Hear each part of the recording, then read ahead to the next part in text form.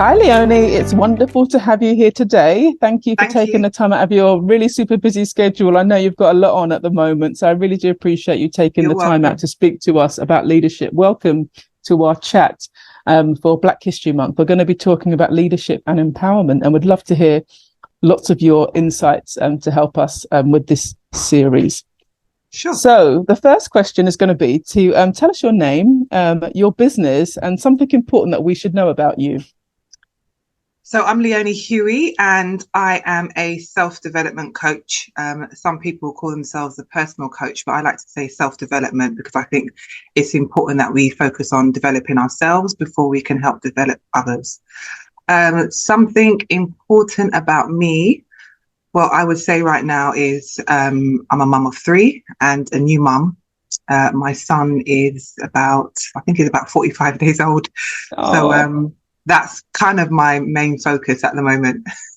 yeah, I could imagine. Yeah, yeah. Yeah, Congratulations again. He looks thank absolutely you. gorgeous. Thank But you. yeah, they're definitely at the forefront of your mind is Yeah. motherhood.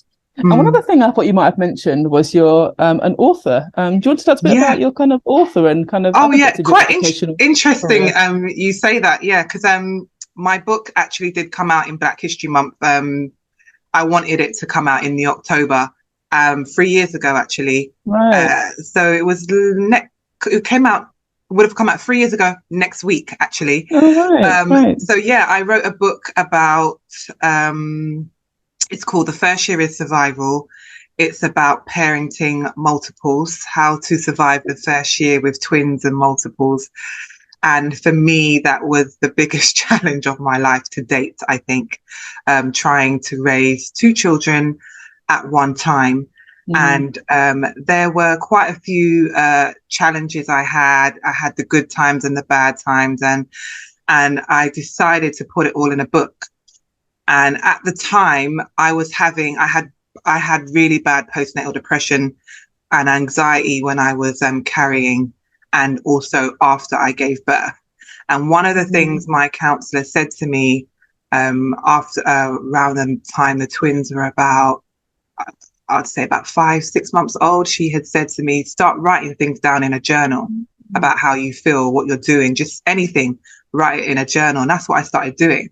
And Mhm. so a lot of the stuff that I had in my journal went into my book, which was Right. great because it was able to help other mums and dads who have multiple children.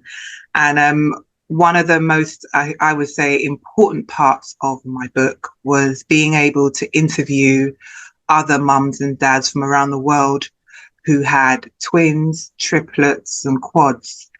Wow. And the quads was quite interesting, actually. How do you cope with four at the same time who all look Yeah. alike?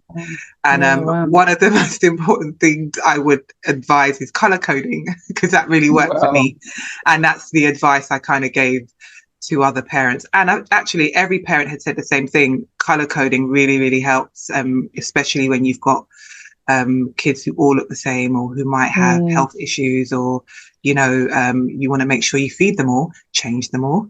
Mm. You don't get them mixed up because that can happen. It's happened to me a couple of times. So yeah, the book was about surviving that first year. And yeah, it's been an interesting ride. I was actually saying to my husband the other day, oh, maybe it's time for a new book. But I haven't Yeah. kind of set my heart on anything in particular, whether it would be parenting or whether it would be focusing on children. I'm not sure yet, but I'll see how it goes. Mm.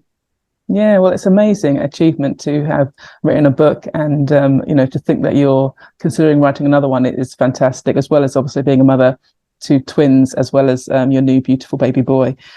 So thank you for sharing that, Leonie. You're welcome. You're definitely an amazing person and have lots of important things to share with us. So I want to come to our topic of leadership, which is kind of really the theme of Yeah. this discussion.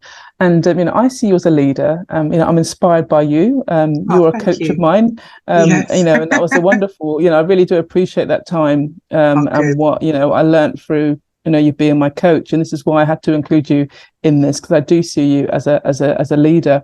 And so I'd like to ask you, when did you realize you were a leader? So, funny enough, I remember as a child, my mum used to say, oh, you're going to be a leader when you're older because you're so bossy. She used to say that to me when I was little. And for me, I didn't really realize I was a leader until I became a leader in a leadership role. And I think it did start before then, but I just didn't understand what it meant, the actual concept of being a leader. And as someone who's been in education for 20 years now, when I first got my first leadership role as a middle leader, and I had a team of people that, you know, relied on me to, you know, do their job effectively and to you know, meet deadlines, complete tasks. That's when I realized how important my role was. And what I wanted to do for myself was to develop my leadership skills so that I could help develop my staff. And that kind of links into what I'm doing now, as, you know, ensuring that I'm helping other people to develop their leadership skills so they can help develop other staff that they work with in their team. So it's kind of me doing that, and then obviously passing on my expertise to the people that I support. And that for me is really important. Yeah, certainly. I do think in other discussions I've had, you know, leadership is something that doesn't always come naturally. I think there is definitely always new things to learn. And I think, you know, learning from each other, you know, having role models. But actually, you know, seeking out that support from coaches and development programs is a really good way to build your leadership skills. So you certainly are playing, you know, a really good role in not only being a leader yourself, but also helping others to be more effective leaders as well. So let's talk a bit about kind of progression and kind of assisting others while we're on that theme. What advice would you share with others who are currently progressing their careers and are striving to be effective leaders in their organizations? Oh, the first thing, and I think the most important thing I would say, is to develop yourself first.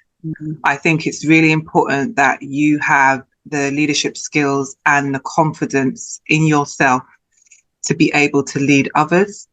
I think, you know, when you have a team of people, even if it's just one person, being able to advise them and support them on their journey of leadership, or wherever, or just maybe achieving their goals, or, you know, helping them set targets or meet deadlines. I think it's important that you have a particular skill set that you can pass on. So definitely starting with yourself. And once you are in a comfortable and confident position to use your skills to help you move on and help others move on, then that's where you can take what you've learned, what you've gained, and share it with everybody else. That's right. And that is an ongoing journey. Absolutely. I think in terms of self-development, no matter where you are as a leader, I think, as I said, there's always more you can do. But yeah, I think that is a fantastic starting point to really think about your own skills and what you kind of bring to the table. Definitely. Great. Thank you for that. So what about you? I know you spoke a bit about potentially having a second book and obviously having a new baby. But in terms of your career and your business goals, what are you currently working towards? At the moment, I do coaching, and I do it one-to-one, as you know. What I would like to move into doing is some group coaching, small group coaching, with organizations.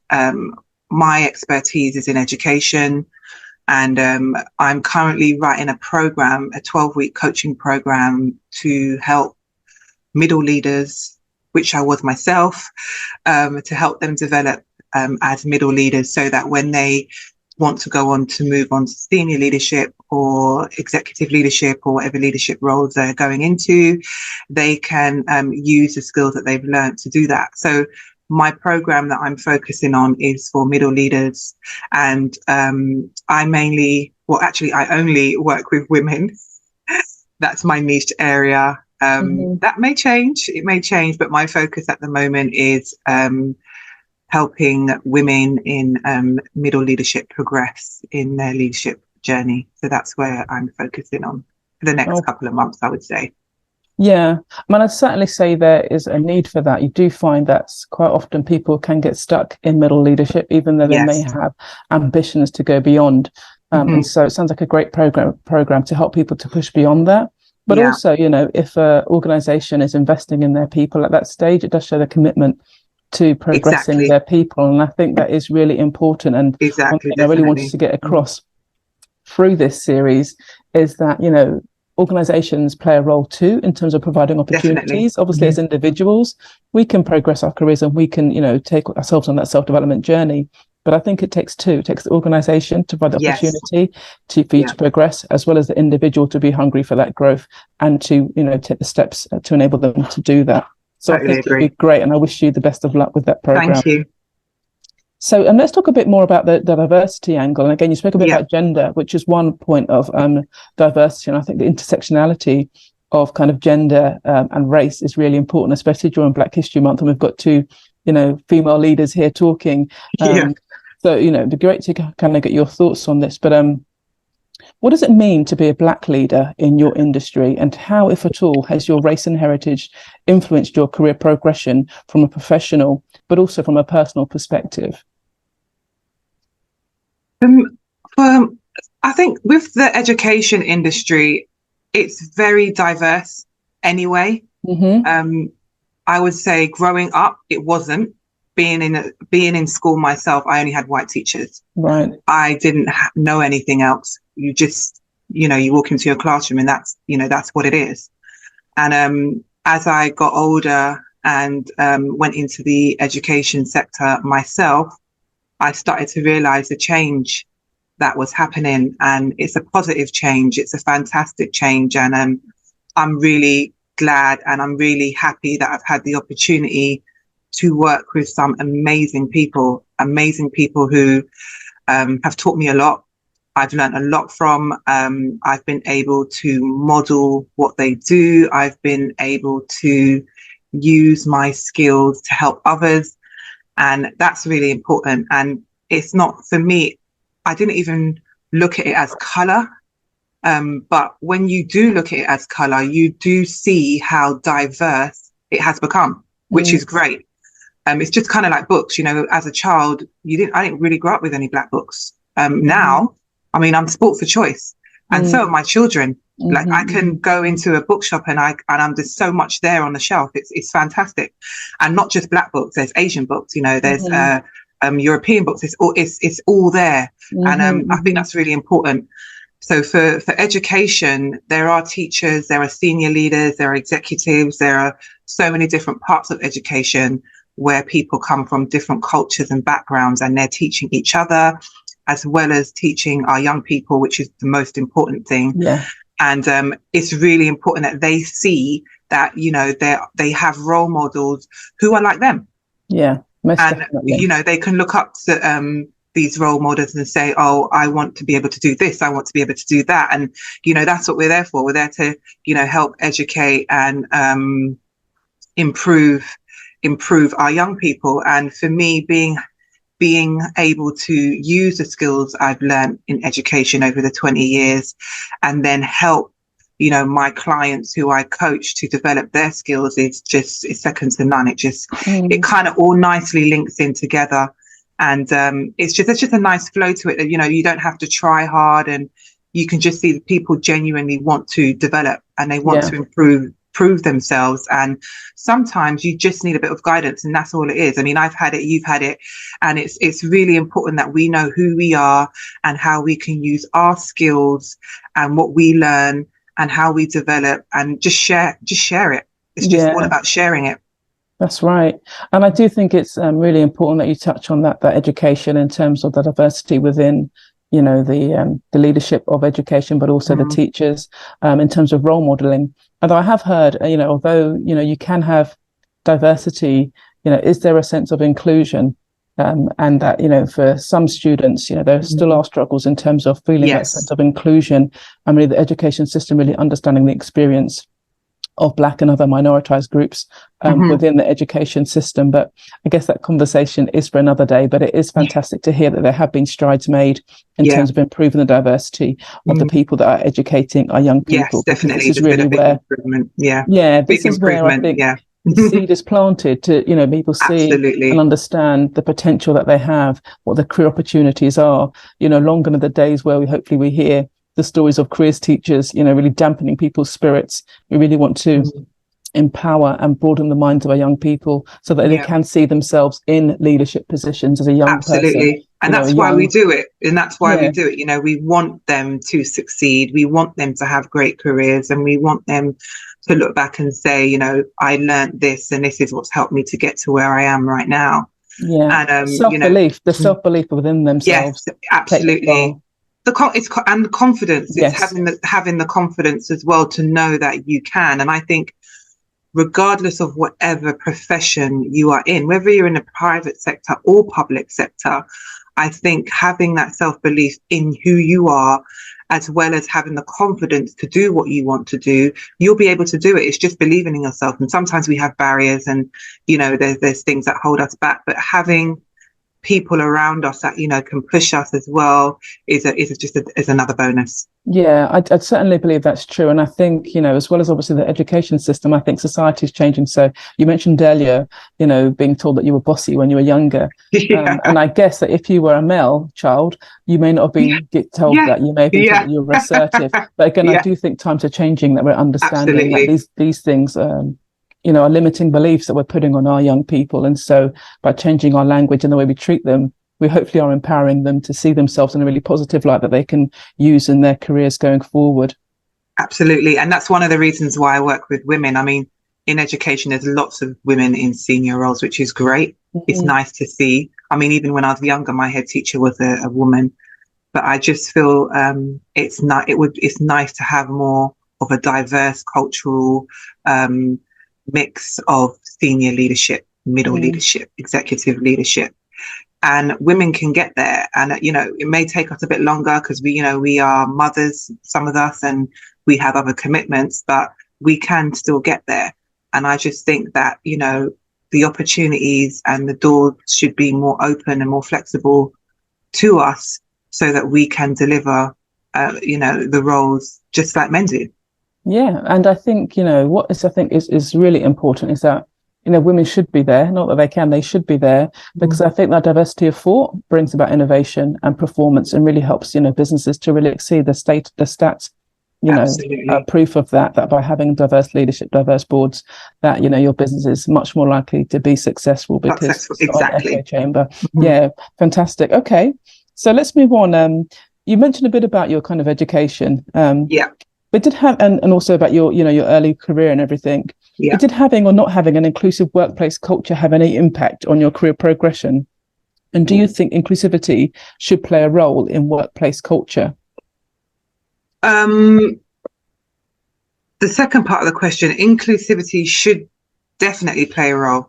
And like I said, I don't think it really matters what kind of education you've had or the kind of role that you're in, whether you're working in a public sector or private sector. It should just be inclusive. It shouldn't be questionable. It shouldn't be something we should be thinking about.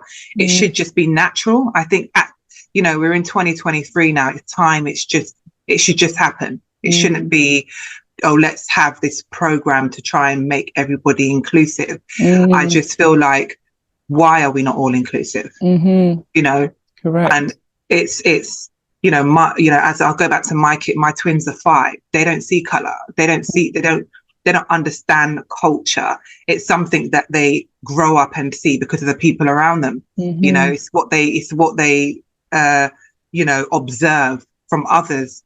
And why do we end up growing up like that? It's quite it's quite interesting that, you know, you're young, you don't see it. And then as you're getting older and older and older, you know, you become an adult and you're much more independent. You start to see it. And then you say, hold on, why is that person getting that role and that person isn't? And then you start questioning things.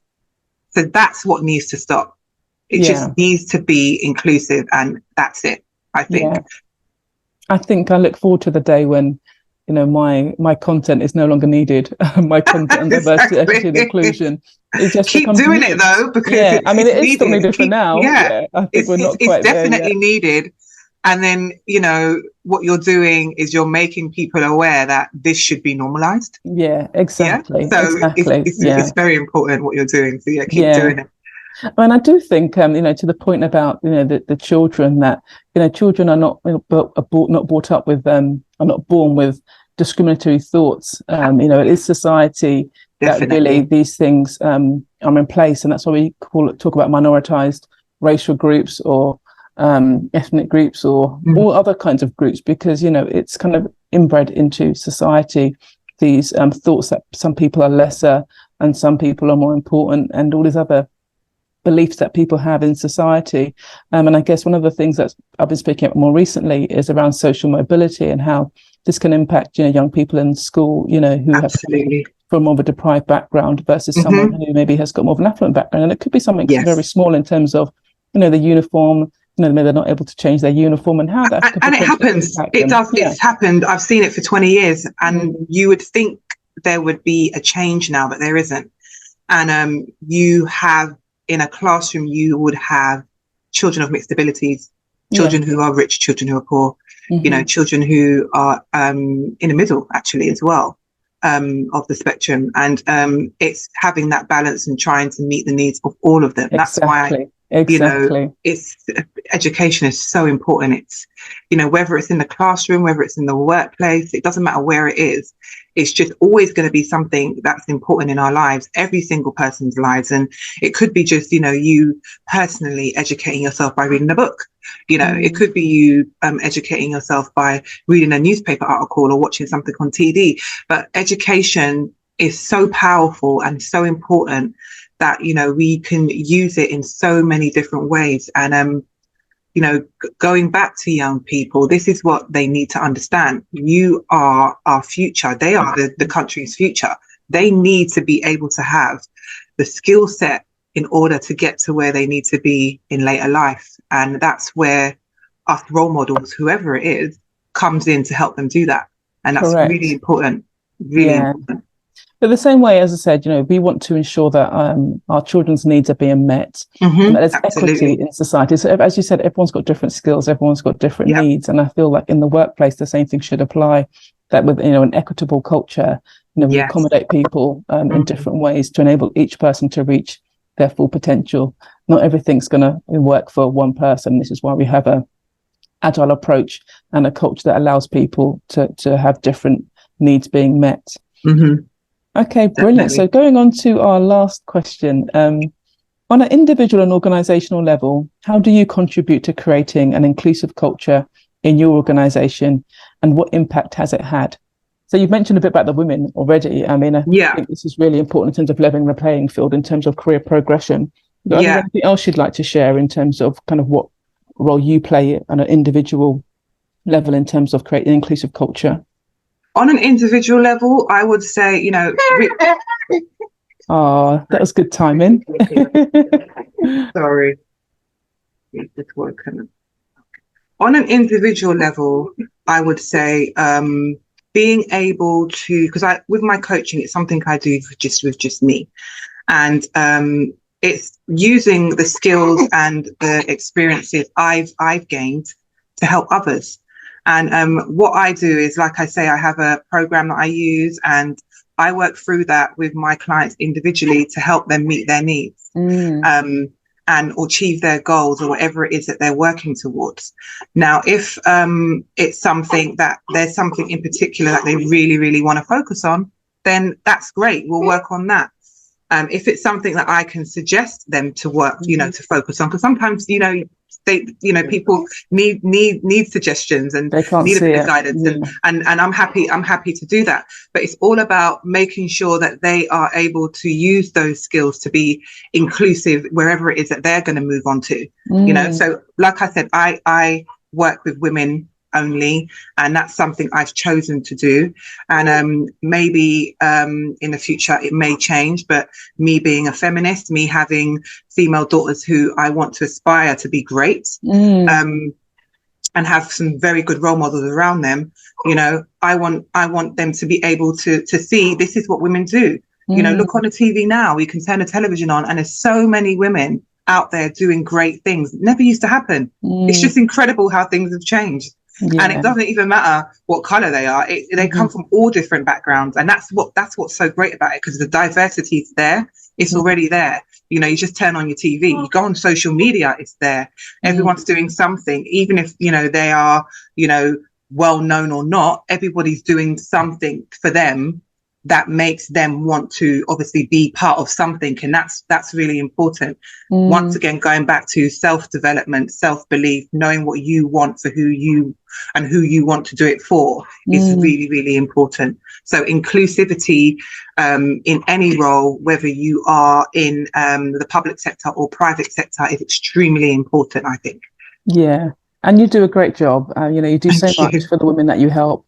You did a lot for me. And as well as obviously, doing your kind of coaching and supporting women to achieve their goals, you're a fantastic role model in terms of being a mother, and also, pursuing your career as well, and being a great role model for your daughters and for your son as well. So, Leonie, thank you so much You're welcome. for multitasking and taking on this interview with all other things that are going on. Yeah, I really appreciate all the things you've shared today, and I wish you well and hope to catch up soon. Okay. Thank you. You're welcome. Anytime. All right, then. Take care. See you now. Bye. Bye.